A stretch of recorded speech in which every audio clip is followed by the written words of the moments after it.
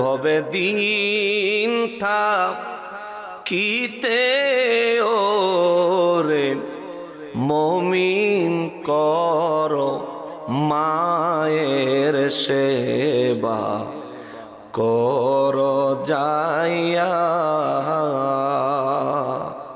ভবে দিন থাকিতে ওরে মানুষ মায়ের সেবা কর যাইয়া জননী রে ভুইলা গেছ রে হায় রে সুন্দর একটা নারী পাইয়া ওরে মানুষ কর যাইয়া বাইচা থাকতে চিনলি না রে মা কি জিনিস তোরা বাইচা থাকতে চিনলি না রে মা কি জিনিস তোরা রাস্তায় বৈশাখ কাঁদবি একদিন রে হায় রে অমূল্য ধন হারা হিয়ায় রে মানুষ কর যাইয়া। আমার যুবক ভাই, এটুকু গজল তোমার জন্য ছিল। বেঁচে থাকলে মা বাবা খেদমত দিও। মনলে জ্বলে মরি ওহে প্রভু রব্বানা, আমরা যাহার প্রেমে পাগল তিনি কাঁদেন মদিনা। আল্লাহুম্মা সাল্লি আলা মাওলানা মুহাম্মদ ওয়া আলা আলি সাইয়্যিদিনা। গুনাহগারের গুনাহ ঝরে নবী দুরুদে আপনার, গুনাহগারের গুনাহ ঝরে নবী দুরুদে আপনার। রোজ হাসরে পার করিবেন, রোজ হাসরে পার করিবেন উম্মত গুনাহগার নবীজি। আল্লাহ আল্লাহ লা ইলাহা জোরে জোরে আল্লাহ আল্লাহ লা ইলাহা। আপনাকে দেখিলে গো নবী দোজখ হয় হারাম, আপনাকে দেখিলে গো নবী দোজখ হয় হারাম। স্বপনেতে দিয়েন দেখা, স্বপনেতে দিয়েন দেখা হাবিব দুজাহান নবীজি। আল্লাহ আল্লাহ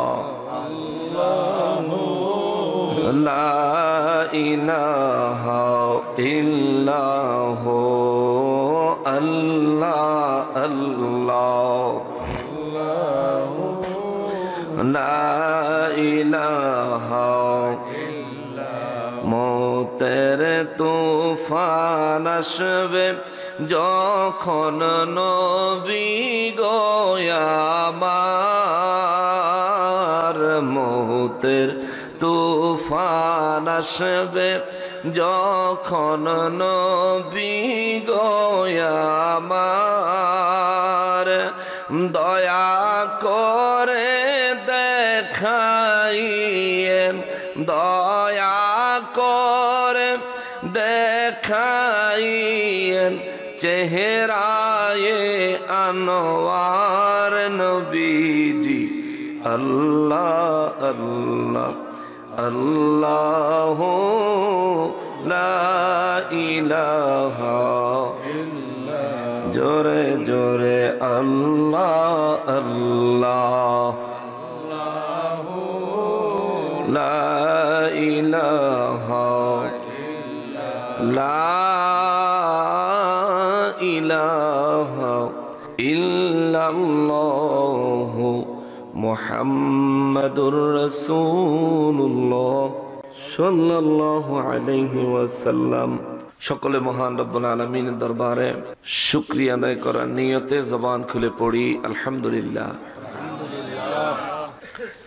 আর একবার শুকরিয়া আদায় করবো এই জন্যে যে পরওয়ারদিগারে আলম মেহরবানি করে আজ 25শে জানুয়ারি 2025 সালে রোজ শনিবার দিবাগত রাতে আয়োজিত ঐতিহ্যবাহী দৌলতপুর হযরত দৌলত শাহ রহমতুল্লাহ আলাই এর ইসালে সওয়াব উপলক্ষে আয়োজিত 15তম বার্ষিক ইসলামী সুন্নি মহাসম্মেলনে আমাদেরকে আসার এবং বসার উপস্থিত হওয়ার যে সুযোগ যে তৌফিক মহান রব্বুল আলামিন এনায়েত করেছেন তার জন্য জবান খুলে উচ্চ আওয়াজে আরো একবার শুকরিয়া আদায় করি আলহামদুলিল্লাহ।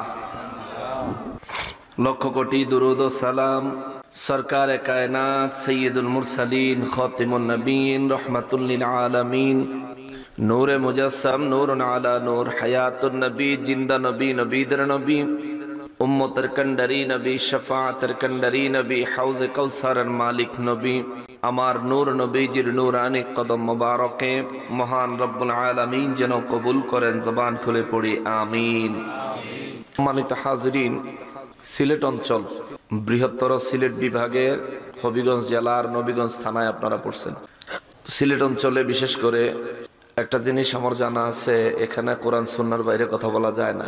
দেশের কোনো জায়গায় বলা যায় না, কিছু কিছু জায়গায় আছে বললে কেউ প্রতিবাদ করে না, কিন্তু সিলেটে যদি কোরআন সুন্নাহর বাইরে কথা বলে কেউ চলে যায় কেউ লজ্জা দিত না, কিন্তু পরে আর তার খবর কেউ লইত না, ঠিক না?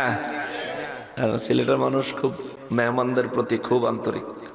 তো সেই জন্য আমি গুনাহগার সবসময় চেষ্টা করি একটু কোরআন সুন্নাহর ভিতর থেকে আপনাদের জন্য এমন কিছু তথ্য বের করে দিতে যেটা দুনিয়া এবং আখেরাতে আমাদের সবার জন্য উপকৃত হয়, উপকারের বিষয় হয়।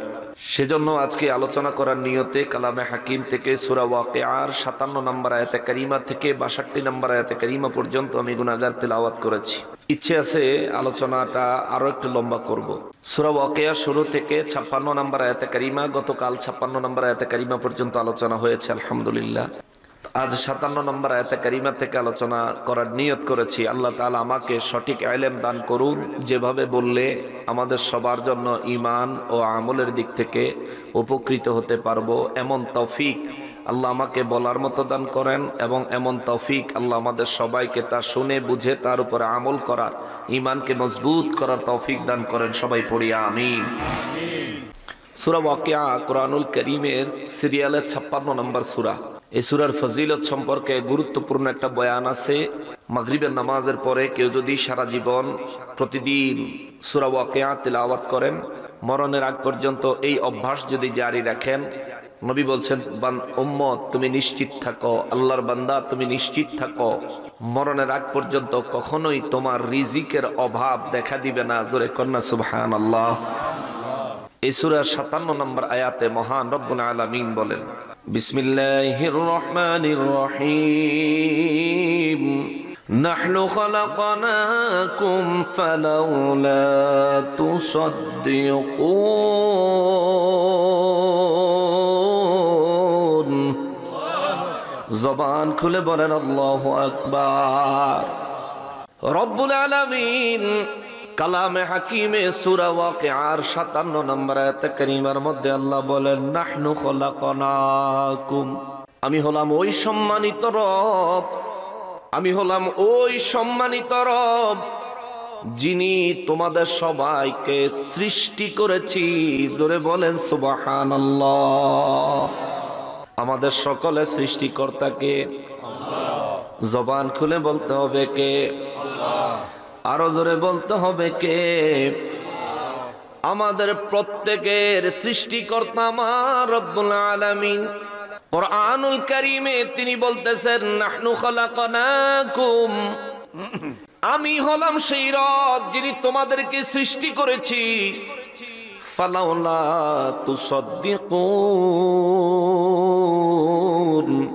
আল্লাহ বলেন তাহলে তোমরা কেন বিশ্বাস করতেছো না? আল্লাহু আকবার। আমার মালিক আমাদেরকে সৃষ্টি করেছেন, এই কথায় আমাদের বিশ্বাস আছে না নাই? এই জায়গায় এই কথা বিশ্বাস করেন না এমন একজন মানুষও আছেননি? আছেন? আমাদের সৃষ্টিকর্তাকে, কিন্তু আল্লাহ কয় আমি তোমাদেরকে বানাইছি, এই কথাটা তোমরা বিশ্বাস করো না কেন? রব্বুল ইজ্জাত এই কথাটা কাকে বললেন? মক্কা মুআজ্জামায় আমার নূর নবী রাহমাতুল লিল আলামিন মক্কার কাফির বেঈমানদের কাছে যখন দ্বীনের দাওয়াত দিলেন, কাফির বেঈমানরা বলে, মুহাম্মদ সাল্লাল্লাহু আলাইহি ওয়াসাল্লাম, তুমি যে ধর্ম নিয়ে আসছো, যে দিন নিয়ে আসছো, তোমার দিন তোমার ধর্ম আমাদের কোন উপকার করবে? নবী রাহমাতুল লিল আলামিন বলেন, তোমরা যখন ইন্তেকাল করবা, মৃত্যুবরণ করবা, মৃত্যুর সাথে সাথে কবর নামক একটা জিন্দেগি আরম্ভ হবে। ওই জিন্দেগির মধ্যে রব্বুল ইজ্জাতের ফেরেশতাদের সামনে, আল্লাহর প্রতিনিধিদের সামনে তোমাদেরকে তিনটা প্রশ্নের জবাব দেওয়ার মাধ্যমে ওই জিন্দেগি শুরু করতে হবে। তিন প্রশ্নের জবাব যারা দিতে পারবে, আমার রব্বুল ইজ্জাত কবরে তাদের জন্য জান্নাতি বিছানা লাগায়া দিবে।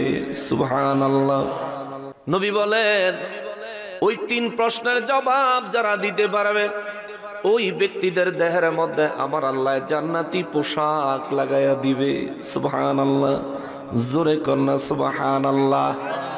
কবরে জান্নাতি বিছানা থাকুক, আমরা চাই কি চাই না? এত দুর্বল আওয়াজে পাইতেন না, বলেন আমরা চাই কি চাই না? নিজের লেগে চাইবেন, এরপর মুখ খোলেন না, আপনি মরেলন এমন চিল্লানি দিবেন, নিজের বুকের ছাতি ফাটায় ফালাইবেন, কিন্তু কোনো কাজে আইতো না, ফিডার ঠেলায়। এখন তো কথা বলেন, এখন কথা বললে লাভ হইব, তখন চিল্লাইলে কোনো ফায়দা হইতো না।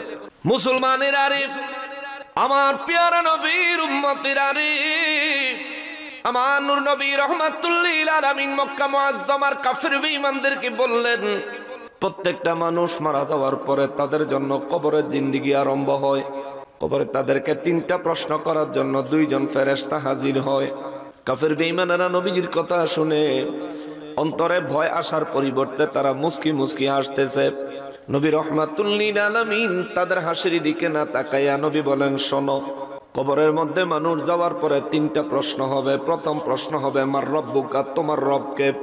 এই প্রশ্নের উত্তর যদি কবরে সঠিকভাবে দিতে হয়, তাহলে এই প্রশ্নের উত্তরে যেই রব্বি আল্লাহ বললে নাজাত মিলবে, ওই আল্লাহর পক্ষ থেকে আল্লাহর দ্বীনের পেগাম নিয়ে, আল্লাহর দ্বীনের দাওয়াত নিয়ে আমি রাহমাতুল লিল আলামিন আল্লাহর পক্ষ থেকে তোমাদের মাঝে হাজির হয়েছি। জোরে বলেন সুবহানাল্লাহ। কাফেররা বলে, মুহাম্মদ দ্বিতীয় প্রশ্ন কি হবে? নবী বলেন, দ্বিতীয় প্রশ্ন হবে, ওয়ামা দীনুকা, তোমার দিন কি? আমি যে ইসলামের দাওয়াত নিয়ে এসেছি, দুনিয়ায় যদি এই ইসলামের উপর তোমরা প্রতিষ্ঠিত থাকতে পারো, তাহলে মৃত্যুর পরে কবরে যখন দ্বিতীয় প্রশ্ন করবে, দ্বিতীয় প্রশ্নের উত্তর তোমরা সুন্দরভাবে দিতে পারবা। দীনি আল ইসলাম। কাফেররা বলে, হুজুর তাইলে 3 নাম্বার প্রশ্নটা কি? নবী বলেন, 3 নাম্বার প্রশ্ন হইল, মা কুনতা তাকুলু ফি হাক্কি হাযা রাজুলুল্লাযী বুইসা ফীকুম। আল্লাহু আকবার। নবী রাহমাতুল লিল আলামিনের আরো একটা বর্ণনা আসলো। আমার নবী বলেন, কাফের বেঈমানদেরকে জিজ্ঞেস করবে, ওমান নবিয়ুকা, তোমার নবী কি? মুমিন আর মুনাফিকের কবরে জিজ্ঞেস করবে, মা কুনতা তাকুলু ফি হাক্কি হাযা রাজুলুল্লাযী বুইসা ফীকুম। মুমিনের ওটা জিজ্ঞেস করব, মুনাফিকের ওটা জিজ্ঞেস করবে, মা কুনতা তাকুলু ফি হাক্কি হাযা রাজুলুল্লাযী বুইসা ফীকুম। এই যে ব্যক্তি তোমাদের মাঝে আল্লাহর পক্ষ থেকে হক নিয়ে সত্য নিয়ে আগমন করেছিলেন, এই ব্যক্তি সম্পর্কে দুনিয়ায় তুমি কি বলতা? জোরে কন্যা আল্লাহু আকবার। মা কুনতা তাকুলু, এই ব্যক্তি সম্পর্কে দুনিয়ায় তুমি কি বলতা? কাফের বেঈমানেরা বলে মুহাম্মদ তারপরে কি হবে? আমার নবী রাহমাতুল লিল আলামিন বলেন, যদি 3 প্রশ্নের উত্তর ঠিকমতো দিতে পারেন, 3 নাম্বার প্রশ্নের জবাব হবে, যদি ইমানদার হয় ইমানদারের কবরে আমি নবী রাহমাতুল লিল আলামিন তাশরীফ আনবো। সুবহানাল্লাহ। জোরে কোন, আরো জোরে, আরো যাইতো না। নবী রাহমাতুল লিল আলামিন বলেন, মাশাআল্লাহ, কি তো ওয়াজ শুরু না করতে হাদিয়াই করছে। সুবহানাল্লাহ। বেচারা ভাই বাজানে তার আম্মার জন্য দোয়া চাইছে। ইন্না লিল্লাহি ওয়া ইন্না ইলাইহি রাজিউন। বাজানের আম্মা জান 2 দিন আগে ইন্তেকাল করছেন। আহমদ মিয়া সাহেবের আম্মা জান। ওরে ভবে দিন থা কিতে ওরে মুমিন করো মায়ের সেবা কর যাইয়া, ভবে দিন থা কিতে ওরে মানুষ মায়ের সেবা কর যাইয়া,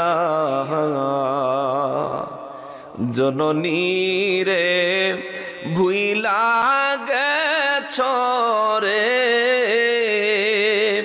হায় রে সুন্দর একটা নারী পাইয়া, ও রে মানুষ কর যাইয়া, বাইচা থাকতে চিনলি না রে মা কি জিনিস তোরা,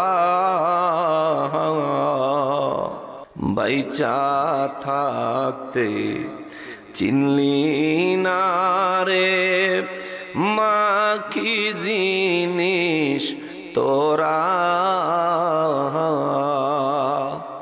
রাস্তায় বৈশাখ কাঁদবি একদিন রে, হায় রে অমূল্য ধন হারা হিয়ায় রে মানুষ কর যাইয়া। আমার যুবক ভাই, এটুকু গজল তোমার জন্য ছিল, বেঁচে থাকলে মা বাবা খেদমত দিও। নবী বলেন, আল জান্নাতু তাহতা কদামিল উম্মাহাত, তোমার মায়ের কদমের নিচে আমার রব্বুল ইজ্জত তোমার জন্য জান্নাতের ফয়সালা করেছেন। আর হাদিস মুবারকের মধ্যে নবী বলেন, মা বাবা কারো জন্য জান্নাত, মা বাবা কারো জন্য জাহান্নাম। যে মা বাবার সন্তুষ্টি হাসিল করতে পেরেছে সে মা বাবার মাধ্যমে জান্নাত হাসিল করেছে। যে মা বাবাকে অসন্তুষ্ট করেছে, কষ্ট দিয়েছে, নবী বলেন ওই ব্যক্তি মা বাবার খেদমত না করার কারণে, সন্তুষ্টি হাসিল না করার কারণে দুনিয়াতে থেকে জাহান্নামের জন্য নিজেকে তৈয়ার করেছে। জোরে বলেন নাউজুবিল্লাহ। আমার ভাইজান, আমি গুনাহগাররে দোয়া করার জন্য কিছু হাদিয়া দিয়েছেন, 500 টাকা। আল্লাহ তাআলা আমার ভাইজানের মনের নেক মকসুদ পুরা করে দেন। জোরে বলেন আমিন। ভাইজানের আম্মা জানের কবর আল্লাহ জান্নাতের টুকরা বানায় দেন। জোরে বলেন আমিন। আরো জোরে বলেন আমিন। মুসলমানের আরিফ, আমার পেয়ারা নবীর উম্মতের আরিফ, যেই কথাটা বলছিলাম, আমার নূর নবী রাহমাতুল লিল আলামিন বলেন, মুমিনকে কবরে জিজ্ঞেস করবে, মুনাফিককে কবরে জিজ্ঞেস করবে, মা কুনতা তাকুলু, দুনিয়ায় তুমি কি বলতা, ফি হাক্কে হাযা রাজুলুল্লাযী বুইসা ফীকুম, এই যে ব্যক্তি যিনি হক সহকারে, সত্য সহকারে, সত্য দিন সহকারে তোমাদের মাঝে তাশরীফ এনেছিলেন, আগমন করেছিলেন, বুইসা ফীকুম, তোমাদের মাঝে আগমন করেছিলেন, এই ব্যক্তি সম্পর্কে দুনিয়ায় তুমি কি বলতা? তার মানে দুনিয়ায় তোমার আকীদা, বিশ্বাস কি ছিল? নবী বলেন, মক্কার কাফেরদেরকে, কাফেরেরা রে, যদি তোমরা দুনিয়ায় আমি নবী রাহমাতুল লিল আলামিনের দিন আনিত দিন, আল্লাহ পাকের দিন, এবং আমি নবীকে রসুল হিসেবে যদি মেনে না নাও, তাহলে কবরে তোমার জন্য প্রশ্ন হবে মা ওয়ামান নবিয়ুকা, কবরে তোমার জন্য প্রশ্ন হবে তোমার নবীকে। আর যদি ঈমান নিয়ে কবরে যাইতে পারো, ঈমানদারকে যখন প্রশ্ন করা হবে, আমি নবীকে দেখায়া দেখায়া প্রশ্ন করা হবে, ঈমানদারের জন্যে প্রশ্নের জবাব দেওয়া সহজ হয়ে যাবে। জোরে বলেন সুবহানাল্লাহ। কাফির বেঈমানের এই কথা শোনার পরে বলে মুহাম্মদ সাল্লাল্লাহু আলাইহি ওয়াসাল্লাম তারপরে কি হবে? নবী বলেন কবরের মধ্যে যারা জাহান্নামী হবে, প্রশ্নের উত্তর যারা দিতে পারবে না, তাদের জন্য কবরে জাহান্নামের আযাব আরম্ভ হবে। বলে কিভাবে? বলে জাহান্নাম থেকে তার কবরের সঙ্গে গুহার মুখ লাগায় দেওয়া হবে, জাহান্নাম থেকে আযাব গজব তার কবরে আসতে থাকবে। আমার নবী রাহমাতুল লিল আলামিন বলেন, আর যদি মুমিন হয় তার জন্য কবরের সর্বপ্রথম আল্লাহ জান্নাতি বিছানা লাগায়া দিবে। সুবহানাল্লাহ। জোরে কর, আরো জোরে বলেন। কবরে যাওয়া লাগবনি? লাগবনি?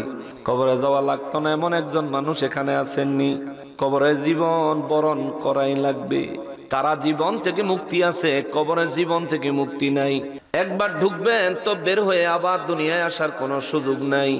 ইসরাফিল ফেরেশতা যেদিন বাঁশিতে ফুল লাগাইয়া দিবে, ওই দিন আমার আল্লাহ আপনাকে বের করবে কবর থেকে। আজ আপনি দুনিয়ার রং তামাশা বুক বিলাসের জন্য দিনের 24 ঘন্টার মধ্যে 24 ঘন্টা সময় ব্যয় করছেন, কিন্তু আল্লাহ আপনারে দুনিয়ায় পাঠাইছে জান্নাত কামাই করার জন্য। ওই জান্নাতের জন্য, কবরে নাজাতের জন্য, হাসরের ময়দানে নাজাতের জন্য আপনি সারা দিনে কি করছেন একটু হিসাব মিলান। সারা দিনে কি করেছেন একটু হিসাব মিলান। আমি যাব সেই দিকে, তবে আগে আয়াতে কারিমা নাজিল হওয়ার বিষয়টা নিয়ে আসি। নবী রাহমাতুল লিল আলামিনকে কাফেররা জিজ্ঞেস করেন এই 3 প্রশ্নের পরে, কারো কবরে আযাব হবে, কারো কবরে নাজাত হবে, এটা কতদিন চলবে? নবী বলেন কিয়ামত পর্যন্ত। কাফেররা বলেন কিয়ামত কবে হবে? আমার নবী বলেন কিয়ামত যে কোনো সময় আমার আল্লাহর নির্দেশে হতে পারে। কাফের বেঈমানেরা কয় এই কিয়ামত পর্যন্ত আমাদেরকে কবরে থাকতে হবে। বলে হ্যাঁ। বলে কিয়ামতের দিন কি হবে? বলে আবার তোমাদেরকে তোলা হবে কবর থেকে। কাফের বেঈমানেরা কয় কবরের ভিতরে এত বছরে তো আমাদের হাড়ও থাকতো না, গোশতও থাকতো না, কবরের ভিতরে এতদিন পর্যন্ত আমাদের হাড্ডিও থাকতো না, মাংসও থাকতো না, তাইলে তোমার রব হাসরের ময়দানে আমাদেরকে তুলবেন কিভাবে? তুমি বলতেছো আমাদেরকে তুলবে। এ মুহাম্মদ সাল্লাল্লাহু আলাইহি ওয়াসাল্লাম বলো দেখি, আমাদের পূর্বপুরুষরা যারা মারা গেছে, তোমার রব কি তাদেরকেও হাসরের ময়দানে তুলবে নাকি? আমার নবী বললেন হ্যাঁ হ্যাঁ হ্যাঁ তুলবেন। তারা হাসতে লাগলো, ঠাট্টা বিদ্রুপ করতে লাগলো। নবী রাহমাতুল লিল আলামিন বলে ঠাট্টা বিদ্রুপ করার কি হলো? তারা বলেন কবরে আমাদের পূর্বপুরুষদের কবর এখন খুললে হাড্ডিও পাওয়া যাবে না, তুমি বলতেছো তাদেরকে আল্লাহ আবার বানাবে, কি দিয়া বানাবে? আমার নবী বলেন তাইলে গোপন খবর শুনে যাও, মানুষকে আমার রব্বুল আলামিন যে বানিয়েছেন, মায়ের গর্ভে সন্তান যাওয়ার পরে, মায়ের গর্ভে বীর্য যাওয়ার পরে, ওই নুতফা থেকে আমার আল্লাহ যখন মানুষ সৃষ্টি করেন, 40 দিন পর্যন্ত নুতফাটা নুতফাই থাকে। 40 দিন পরে আল্লাহ নির্দেশে রক্তের পিণ্ডে আকার ধারণ করে। নবী রাহমাতুল লিল আলামিন বলেন আবার 40 দিন পর্যন্ত রক্তের পিণ্ডের আকারে থাকে, রক্তের দলা রক্তের খণ্ডের আকারে থাকে। 40 দিন আবার পার হলে এটা গোশতে রূপান্তরিত হয়। নবী বলেন আরো 40 দিন পার হলে এখানে গোশতের ভিতরে হাড্ডিতে রূপান্তর হয়। তবে সর্বপ্রথম একটা বিন্দু সরিষার দানার ন্যায় হাড্ডি দিয়ে আমার আল্লাহ দেহের ভিতরে হাড্ডি প্রশস্ত করা শুরু করে দেয়। নবী বলেন মানুষ মারা যাওয়ার পরে মানুষেরা দাফন করে দিলে আল্লাহ পাকের তামাম সৃষ্টির জন্য, এই জমিনের জন্য, এমনকি জাহান্নামের জন্যও মানুষ বানানোর সময় আমার আল্লাহ সরিষার দানার ন্যায় যেই রকম হাড্ডি থেকে মানুষকে বানাইলেন, যেই হাড্ডি দিয়া হাড্ডি সৃষ্টি শুরু করলেন, তামাম সৃষ্টি জগতের জন্য, জমিনের জন্য, জাহান্নামের জন্য মানব দেহের ওই সরিষার দানার ন্যায় ওই হাড্ডিটুকু খাওয়া আমার আল্লাহ হারাম করেছেন। জোরে বলেন আল্লাহু আকবার। জাহান্নাম মানুষের পুরা দেহ জ্বালায়া দিবে, ওই সরিষার দানার ন্যায় হাড্ডিটা জ্বালাবে না। নবী বলেন মানুষ কবরের মধ্যে হাড্ডি পচে গলে যাইতে পারে, কিন্তু ওই সরিষার দানার নে হাড্ডিটা পচবে না। হাসরের দিন আল্লাহ ওই হাড্ডি থেকে মানুষকে বানাবেন। সুবহানাল্লাহ। ওই দিন হাসরের ময়দানে আপনিও থাকবেন, ওই হাসরের ময়দানে আমিও থাকব। কাফের বেঈমানেরা যখন বলল মুহাম্মদ সাল্লাল্লাহু আলাইহি ওয়াসাল্লাম তোমার রব আমাদের হাড্ডি মাংস গলে পচে শেষ হয়ে যাওয়ার পরেও আমাদেরকে কিভাবে আবার বানাবেন? আল্লাহ কয় হুজুর আমি জবাব দিচ্ছি, আপনি শুধু শোনায় দেন। জোরে কোন সুবহানাল্লাহ। রব্বুল আলামিন বলেন বিসমিল্লাহির রহমানির রহিম নাহনু খালাকনাকুম, আমি রব্বুল আলামিনই তো তোমাদেরকে সৃষ্টি করেছি। ফালাউলা তুসাদ্দিকুন, যদি আমি আল্লাহ তোমাদেরকে বানায় থাকি তাহলে তোমরা এটা বিশ্বাস করো না কেন? আমি রব্বুল ইজ্জাত তোমাদেরকে বানিয়েছি এই কথায় তোমরা বিশ্বাস স্থাপন করো না কেন? রব্বুল ইজ্জাত তারপরে বলেন আফারাআইতুম মা তুমনুন,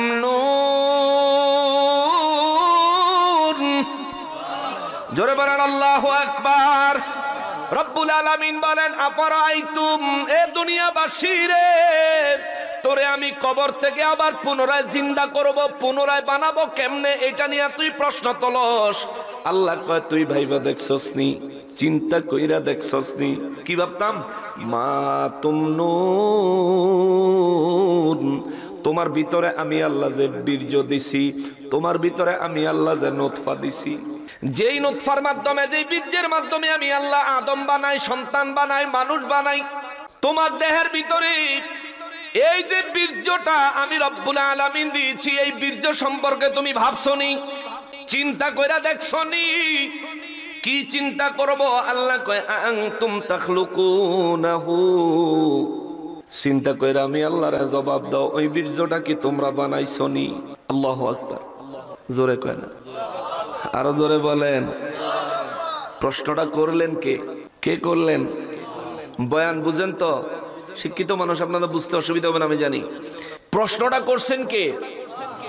মক্কার কাফের বেঈমানদের জন্য আমার নূর নবী রাহমাতুল লিল আলামিনকে আমার আল্লাহ বলেন হুজুর আপনি বলে দেন আনতুম তাখলুকুনাহু আম নাহনুল খালিকুন।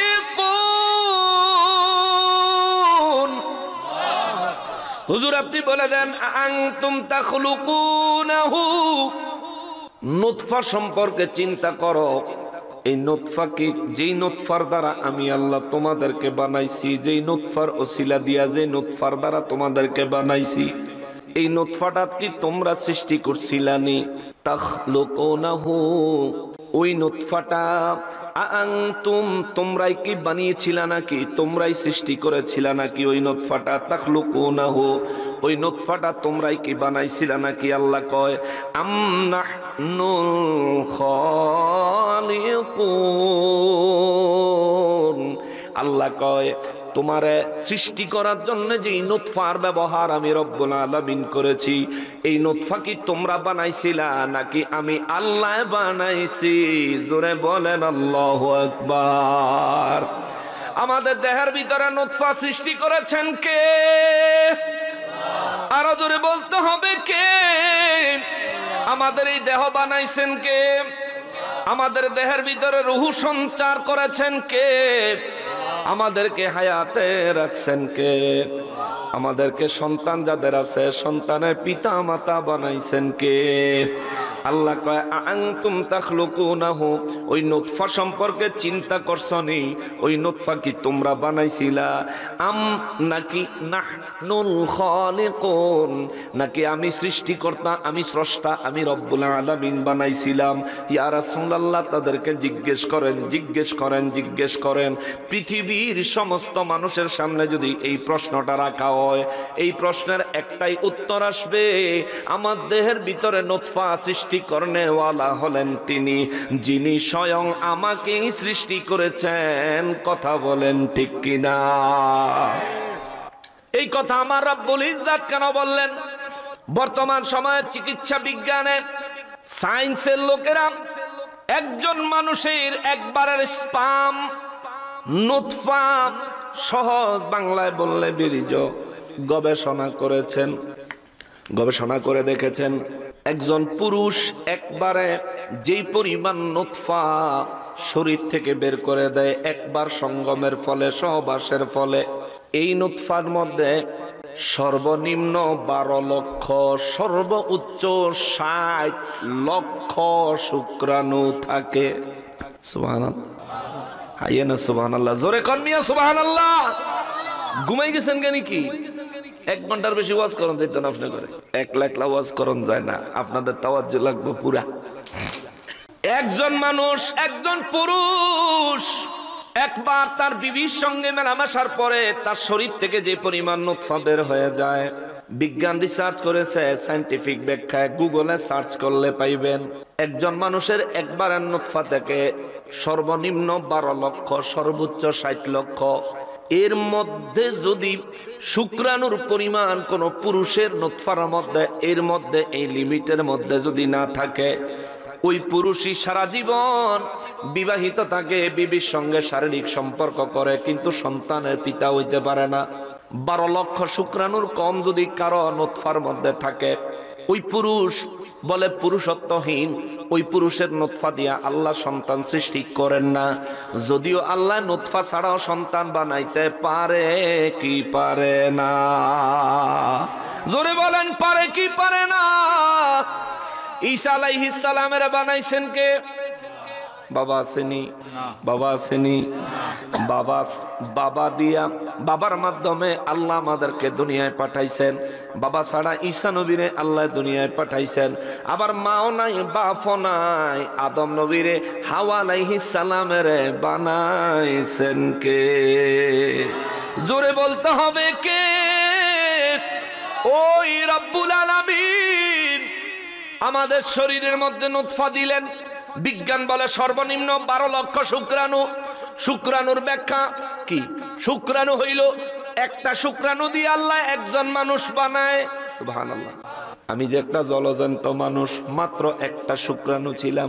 12 লক্ষ থেকে 60 লক্ষ পর্যন্ত এর মধ্যে মায়ের গর্ভে প্রবেশ করেছিল। এই 60 লক্ষ শুক্রাণুর মধ্য থেকে 59,99,999 জন শুক্রাণুর সাথে যুদ্ধ কইরা আমি গুনাহগার এবং আপনি গুনাহগার, আমি গুনাহগার, আমি অধম এবং আপনি মায়ের গর্ভে 59,99,999 59,99,999টা শুক্রাণুর সাথে যুদ্ধ কইরা একা মায়ের গর্ভে আপনি টিকে ছিলেন। ওই মায়ের গর্ভে আমারে আর আপনারে টিকাইছিলেন কে? জোরে বলেন না কে?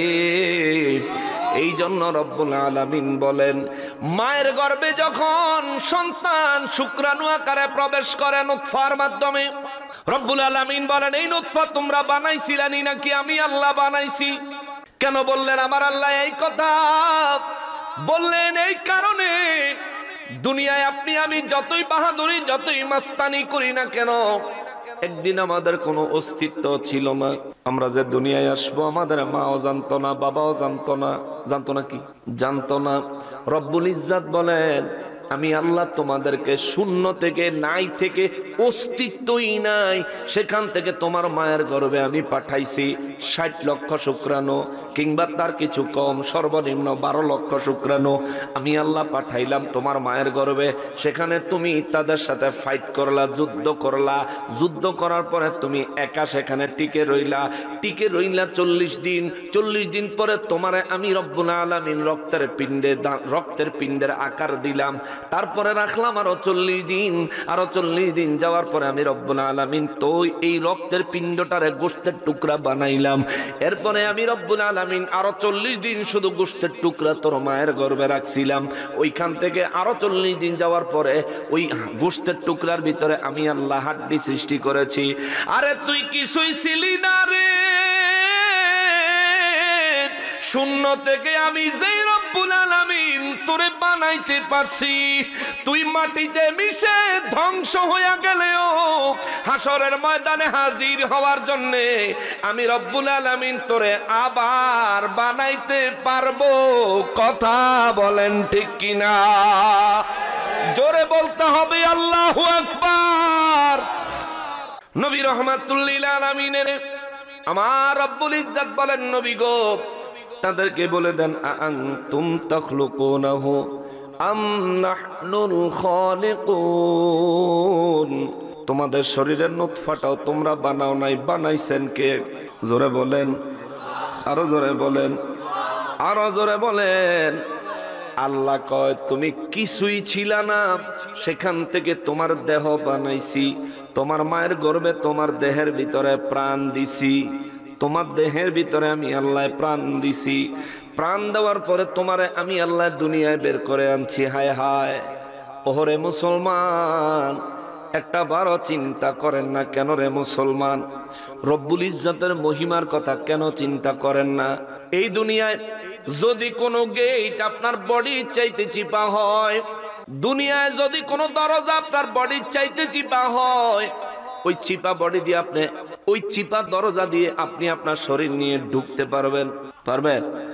আপনার দেহের সাইজের থেকে যদি চিপা হয়, এই চিপা ফাঁকা দিয়া আপনি দেহ নিয়ে প্রবেশ করতে পারবেন?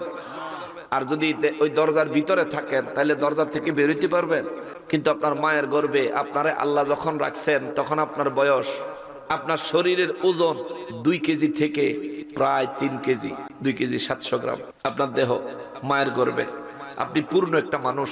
আপনাকে যখন দুনিয়ায় বের করে আনে, মায়ের অল্প একটু জায়গাকে আল্লাহ রব্বুল ইজ্জত প্রশস্ত করে আপনার মতো একেবারে শিশু, আমার মতো একদম শিশু, একেবারে নরম, হাড্ডিগুলো পর্যন্ত নরম, এই মানুষটা, আমার মতো মানুষটা মায়ের একেবারে ছোট্ট একটু জায়গাকে আল্লাহ প্রশস্ত করে দিয়া আমার মতো মানুষটা বের করলেন।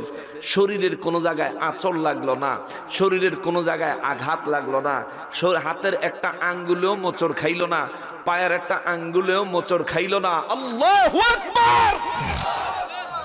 চিন্তা করেন না কেন? ওই রব্বুল ইজ্জাত তিনি আমাদেরকে মায়ের গর্ভ থেকে যদি বের না করতেন, বের করার মতো কেউ ছিল?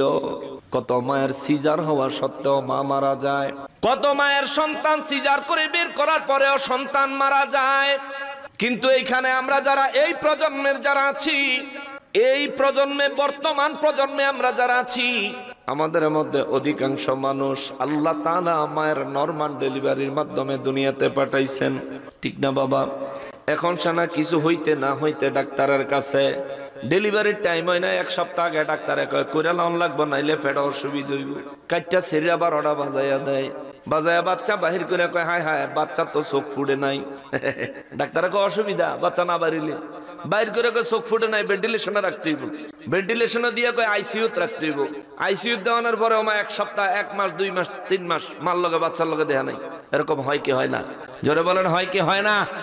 আর রব্বুল ইজ্জাত আপনারে আমারে মায়ের নরমাল ডেলিভারির মাধ্যমে দুনিয়ায় আনলেন। দুনিয়ার আলোর মধ্যে প্রবেশ করার সাথে সাথে ওয়া বলে চিৎকার দিয়েছি, জোরে বলেন আল্লাহু আকবার। রব্বুল আলামিন বলেন, নবী গো, ও নবী, বিশ্ববাসীরে বলে দেন, বীর্য থেকে আল্লাহ কেন উদাহরণ দিলেন?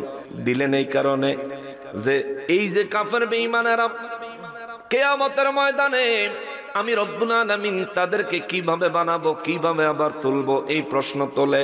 হুজুর তাদেরকে বলে দেন, এদের তো একদিন কোনো অস্তিত্বই ছিল না, আমি তো এদের অস্তিত্বহীন থেকে অস্তিত্ব দিয়েছি। আমি হলাম ওই রব যিনি তাদেরকে অস্তিত্বহীন থেকে অস্তিত্ব দেনেওয়ালা। আমি ওই রব। নাহনু কদ্দারনা বাইনাকুমুল মাউতা ওয়া মা নাহনু বিমাসবুকিন।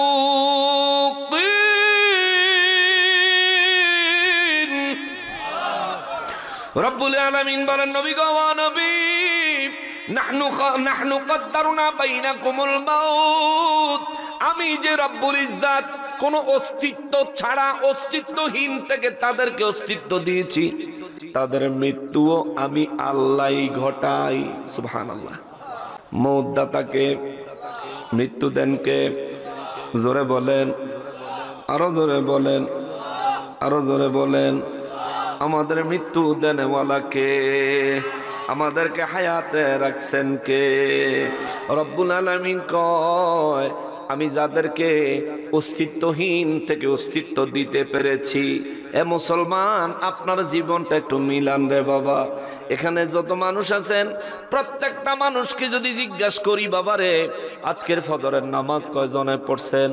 অল্প সংখ্যক কিছু মানুষ ছাড়া বাকি সব বেনামাজি, ঠিক না বাবা? জোহরের নামাজ অল্প সংখ্যক কিছু মানুষ ছাড়া বাকি সব জোহরের নামাজের ক্ষেত্রে বেনামাজি। আসর মাগরিব এশার নামাজ অনেকেই পড়েন নাই, আজকে এশা পড়েন নাই, আবার এশা পড়তেন না, পুরা নিয়ত করে লাইছেন ওয়াজ শুনে বাড়িতে যাবো, গিয়ে একটু ঘুমাবো, সকালে 10টা 11টা 12টার সময় উঠবো, কারণ সারা রাত ওয়াজ শুনছি, অনেক কষ্ট করছি। ওয়াজ শুনছেন সওয়াব হবে, নামাজ না পড়লে গুনাহ হবে। ওয়াজ শুনছেন সওয়াব হবে, নামাজ না পড়লে গুনাহ হবে। ওয়াজ শুনেছেন ফায়দা পাবেন, নামাজ না পড়লে বড় ক্ষতি হবে, ক্ষতি হবে, ক্ষতি হবে। আপনি নামাজ পড়েন না কোন সাহসে? কোন সাহসে আপনি নামাজ পড়েন না? বলবেন হুজুর নামাজ পড়ার জন্য তো বাড়িতে পুলিশ আসে না, এই জন্য পড়ি না। বাবা এই যে জমিনের মধ্যে বসে আছেন, জমিনের মালিক কি? জোরে কোন, আরো জোরে কোন। আপনি যে বসে আছেন দেখনি আপনার দেহের মালিক কি? আপনার দেহের ভিতরে যে রুহ আছে, আপনি যে জিন্দা আছেন, এই জিন্দা হায়াতে আপনারা রাখছেন কে? এই এলাকার কোন মানুষ অসুস্থ আছে না? অসুস্থ মানুষ আছে না?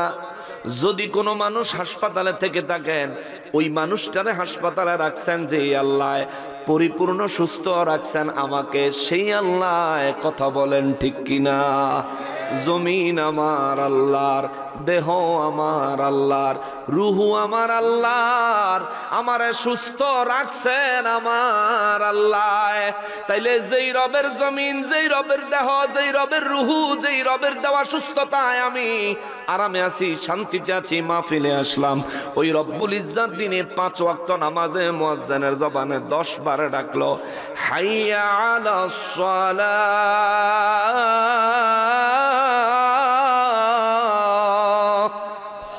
ডাকেনি, ডাকেনি।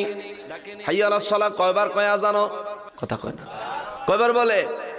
2 বার বলে হাইয়া আলাস সালাহ, যার অর্থ হলো নামাজের জন্য আসো। দুনিয়ায় চিন্তা করেন, আমরা মুয়াজ্জিনের বেতন দেই, খানা দেই, থাকতে দিছি, তার পরিবার পরিজন আমাদের বেতনে চলে, এই জন্য আজান দেয়। কিন্তু না রে, না রে, না রে বাবা, মুয়াজ্জিনের জবানে আমার আল্লাহ আপনারে ডাকে, আমার রব আপনাকে ডাকে। ফজরের নামাজে প্রথমে ডাকলেন হাইয়া আলাস সালাহ, আপনার খবর নাই। আবারও ডাকলেন হাইয়া আলাস সালাহ, নামাজের জন্য আসো, আপনার খবর নাই। মুয়াজ্জিনরে দিয়ে আল্লাহ আবার বলাইলেন, বলো হাইয়া আলাল ফালাহ। মুয়াজ্জিনে বলল কল্যাণের দিকে আসো, আপনার খবর নাই। আপনি মনে করেন ঘুমই কল্যাণ, অথচ মুরব্বীরা বলে ওমন ঘুমায় না রে, নাম জপ মাওলার, একদিন ঘুমাইও রে মন, কবর মাঝার মন ঘুমায় না রে। ঠিক কিনা বলেন? আজ মাহফিলের আয়োজন হয়েছে হযরত দৌলত শাহ রাহমাতুল্লাহি আলাইহির ইসালে সওয়াব উপলক্ষে। ওই দৌলত শাহর মতো জিন্দেগি বানায়া কবরে ঢুকেন, দুনিয়ার মানুষ আপনাকে স্মরণ করবে, প্রাণ ভরে দোয়া করবে, হৃদয় উজাড় করে। আর কবরের জিন্দেগি আপনার জন্য আরামের হবে, নেয়ামতের হবে, আযাব গজব মুক্ত হবে। আপনি কি নিয়ে ঘোরাঘুরি করেন? দুনিয়াতে আল্লাহ আপনারে পাঠাইছেন, কেন পাঠাইছেন? ওয়ামা খালাকাতুল জিন্না ওয়াল ইনসা ইল্লা লিয়াবুদুন।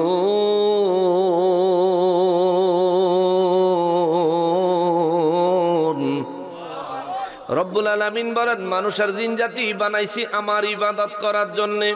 সুবহানাল্লাহ, জোরে কর, সবাই বলেন। আপনারা কি এমনি ওয়াজ এমনি শুনেন সারা বছর, মানে কোনো কথা নাই বার্তা নাই, হুজুরের ওয়াজ হুজুরে করলো, আমরা শুনলাম। এই ওয়াজ শোনানোর লেগে মাহফিল আইয়েন না, বা ইউটিউবের মোবাইলও লাগাই দিবেন, বাস আপনার কিচ্ছু কোন লাগবে না, ওয়াজ চলতে থাকবো। তুমি তাহলে একটা সাইডে আইও না বাবা, এক সাইড দিয়ে আইও, আমিও তো তোমার দেখি না, হেরার অসুবিধা নাই, তোমার অসুবিধা হইতেছে, সাইডে আইও, আইও আইও সাইডে আইও। তুমি যদি সুবহানাল্লাহর আওয়াজ দুই পর্যন্ত দিতে, তাহলে আমি তোমার দিকে এমনি সাইড রাখলাম। আচ্ছা ঠিক আছে, তাসবিহ তাহলে ঠিক মতন পড়ো। হ্যাঁ, মাইক তো থাকবোই, মাইক তোমরা লাগাইছো, মাইক না লাগাইতা তাহলে তো থাকতো না। এরপরে কি হয়েছে, লাগবো না, যাও মাইক দুইটা, এরপরে কি হয়েছে? তুমি কি চাও এই মাহফিলটা এই এলাকার মধ্যেই সীমাবদ্ধ থাক, এটা সারা দুনিয়া ব্যাপী ছড়িয়ে যাক, তুমি চাও না? তো চাইলে তো তুমি তো যুবক মানুষ, এটা মুরব্বী কইলে বুঝতাম, তোমার তো ব্যাপারে ব্রড মাইন্ডেড হওয়া উচিত। যারা মিডিয়ার কাজ করে এদের প্রতি আন্তরিক হইবা। এরা এদেশে বর্তমানে একমাত্র প্ল্যাটফর্ম যারা নাকি নিজের খরচে, নিজের কষ্টে, নিজের পরিশ্রমে যেখান থেকে হোক মাহফিলের খবর পাইলে আসে, এটা রেকর্ড করে, ওরা কিছু পয়সা পায়, এটা কোনো বিষয় না। বিষয় হচ্ছে ওদের দ্বারা কত বড় একটা দিনের খেদমত হচ্ছে, এটা খেয়াল করতে হবে। তুমি আলগা তেজ দেখাইলে কাম হইতো না, তোমার দ্বারা কি হয়েছে তোমার এটা চিন্তা করতে হবে। যারা এটা করতেছে তাদের দ্বারা কি হইতেছে, তাদের ক্ষেত্রে তোমার ক্ষেত্রে নিজের মধ্যে কম্পেয়ার করো, তাহলে বুঝবা মিয়া। নিজেও কিছু করবা না, আরেকজনে কিছু করবো, এটাও তুমি খুশি হইবা না, এটা ঠিক না। এটা ছোট মন বড় করতে হবে, মাইন্ড বড় করতে হবে। আল্লাহ আমাদেরকে বুঝার তৌফিক দেন, জোরে বলেন আমিন। মোহাব্বতে বলেন আল্লাহুম্মা সাল্লি আলা সাইয়্যিদিনা মাওলানা মুহাম্মদ ওয়া আলা আলি সাইয়্যিদিনা মাওলানা মুহাম্মদ। আল্লাহুম্মা সাল্লি আলা সাইয়্যিদিনা মাওলানা মুহাম্মদ ওয়া আলা আলি সাইয়্যিদিনা মাওলানা মুহাম্মদ। এই মিডিয়াটি খুলে লাইতাম না, বন্ধই করে দিই, শিখো, কাজে দিব।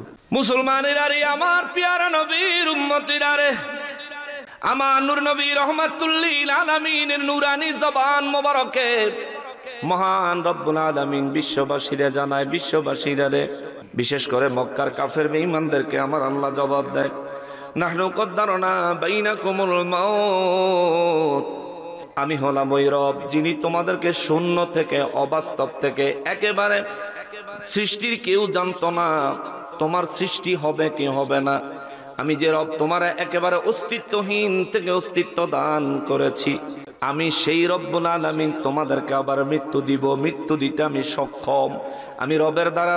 ওয়ামা নাহনু বিমাসবুকিন, আমি রব্বুল ইজ্জাতের দ্বারা ওই মৃত্যু মানুষকে দেওয়া আমার জন্য এটা অসম্ভব, অবাস্তব কিছু না, অবাস্তব কিছু না, অবাস্তব কিছু না।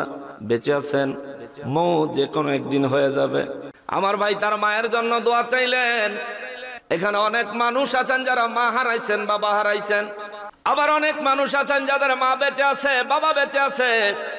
মনে রাখবেন, মা বাবা বেঁচে আছে বিদায় আপনার মৃত্যু পরে হবে, এই চিন্তা করার কোনো সুযোগ নাই। দুনিয়ায় আসার সিরিয়াল আছে, যাওয়ার কোনো সিরিয়াল নাই।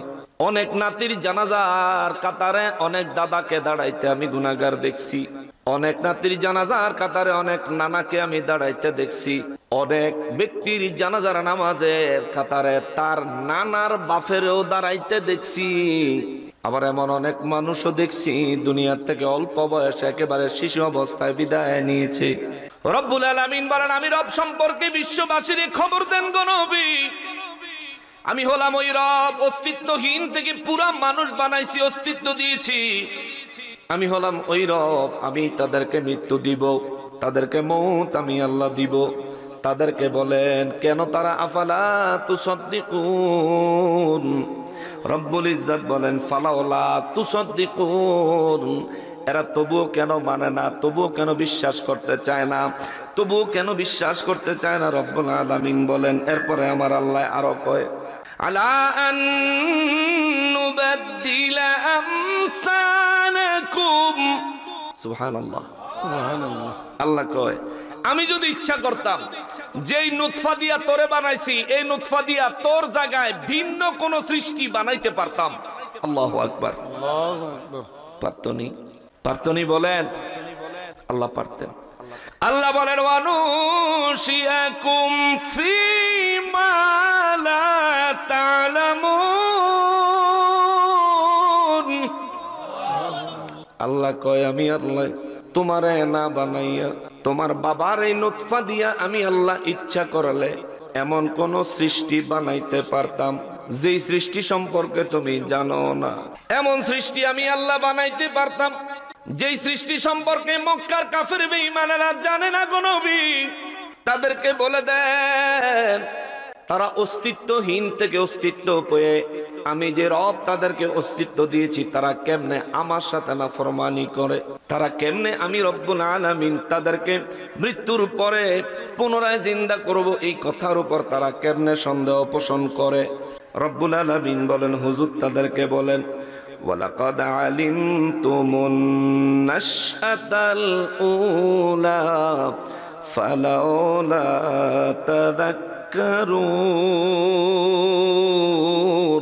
আল্লাহ বলেন নবী গো তাদেরকে বলেন ওয়ালাকাদ আলিমতুমুন নাশআতাল উলা, তোমাদেরকে আমি আল্লাহ কেমনে বানাইছি, তোমাদেরকে আমি রব্বুল ইজ্জাত কি থেকে সৃষ্টি করেছি, অস্তিত্বহীন থেকে তোমাদেরকে আমি রব্বুল আলামিন কিভাবে অস্তিত্ব দিয়েছি, এই সব বিষয় তো জানলা বুঝলা, আমি আল্লাহ তোমাদেরকে বুঝাইলাম, আমি আল্লাহ খুদ নিজে বয়ান করে তোমাদেরকে বললাম। আল্লাহ বলেন ফালাওলা তাযাক্কারুন,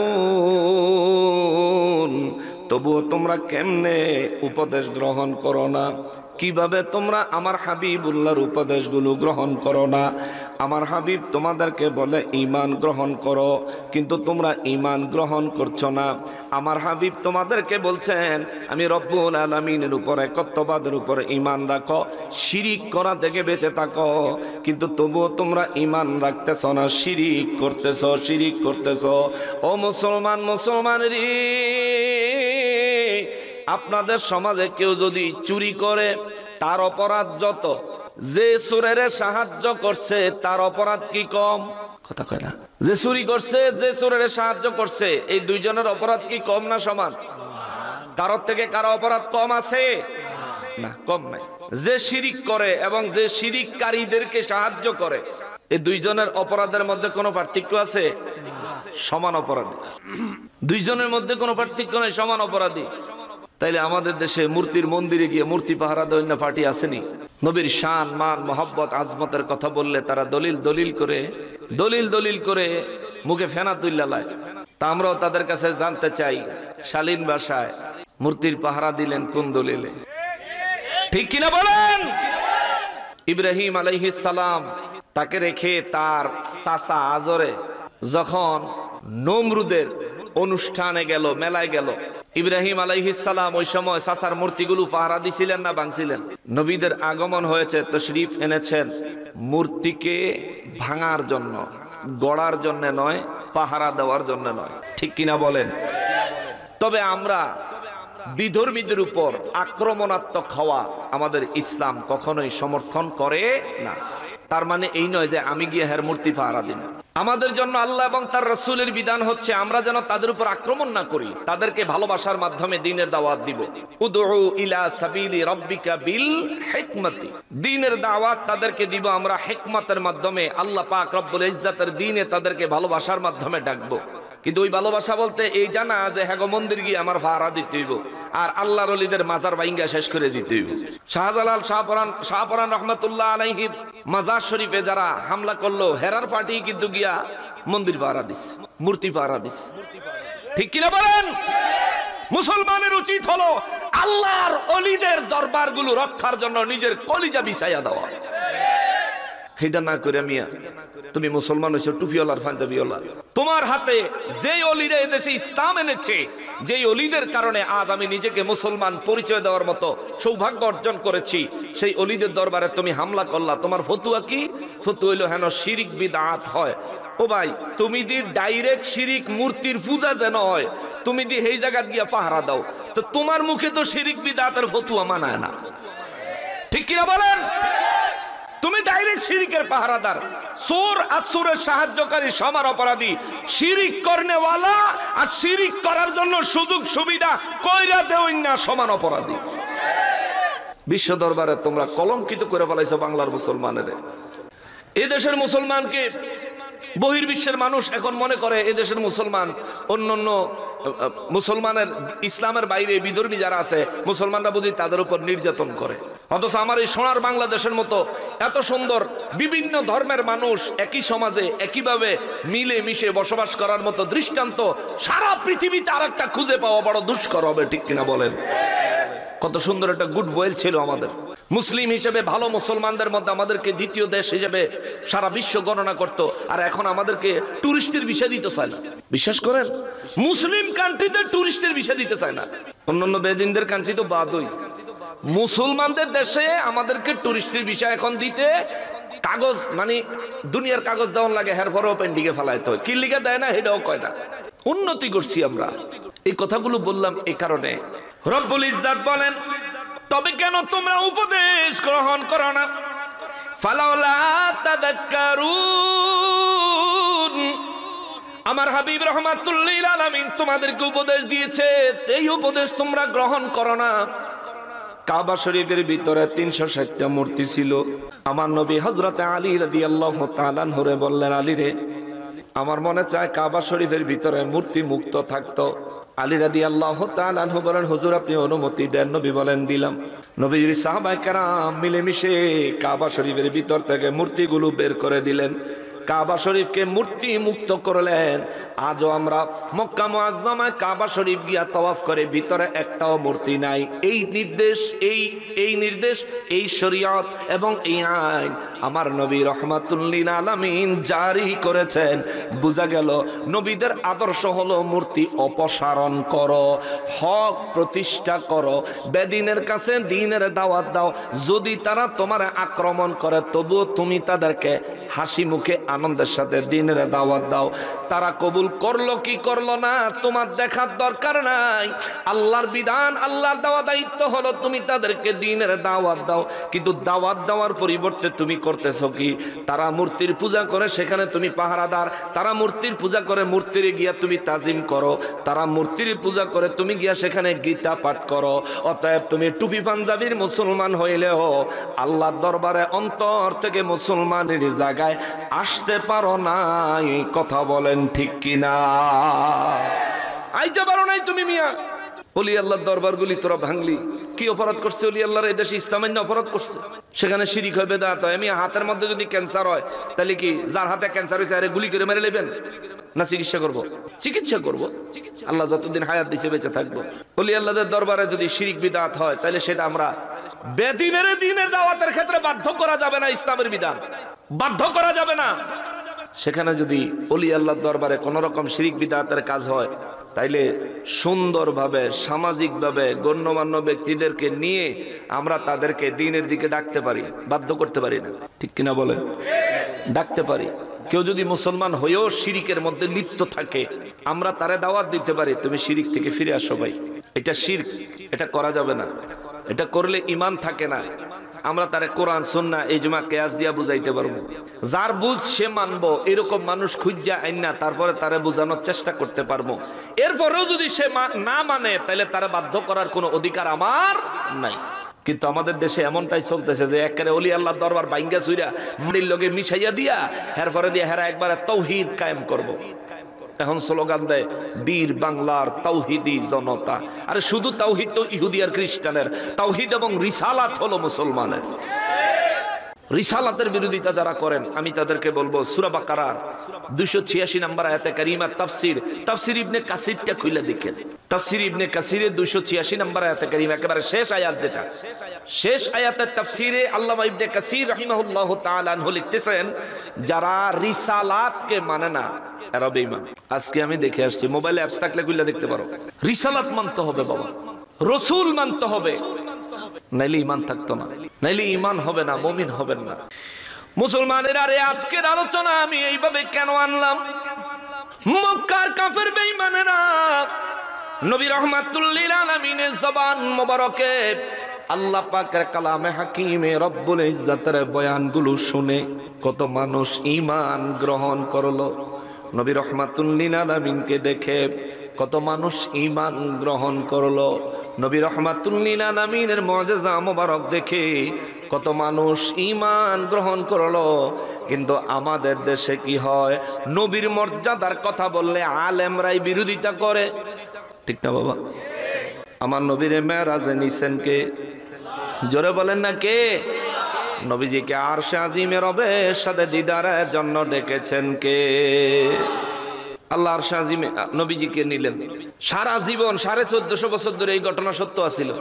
এখন এসে হুজুর কইতাছে এটা বলে পুরোটাই মিথ্যা কথা। আজব ব্যাপার। এরা আলেম। এই জন্য নবী বলছেন আখিরি জামানায় এমন কিছু আলেম বের হবে, তারা নিজেরাও কোরআন সুন্নাহ বুঝবে না।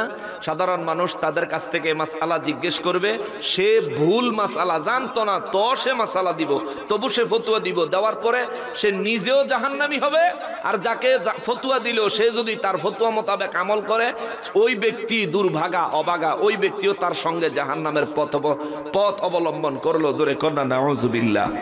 তাইলে বোঝা গেল হুজুরে জিগাইলে ফতুয়া দিলে সেই ফতুয়া অনুযায়ী আমল করলে আমারও বিপদ। এর লেগে হুজুর বাচ্চা আর বড় ফতুয়া মানতে হইব। আলেম বাঁচতে হবে আপনাকে।